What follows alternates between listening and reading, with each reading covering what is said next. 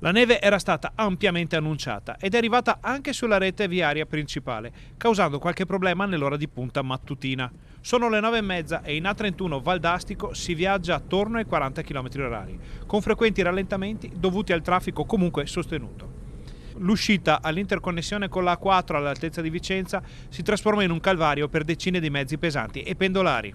Anche l'uscita di Due Ville non è quel che si definisce una rampa pulita. Di auto e camion in giro non ce ne sono molti, ma lo stato della strada è quello che si può vedere.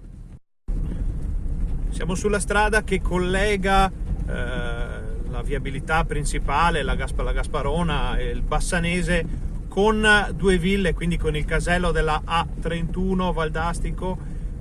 Non sembra che qui sia passato qualche mezzo di recente. Questa è la strada provinciale 111, la nuova Gasparona. Al maltempo si aggiungono anche altri problemi come quelli creati dai mezzi che rimangono fermi, bloccati sulle rampe della provinciale, come questo camion che sta creando un intasamento. Una mattina molto molto complicata.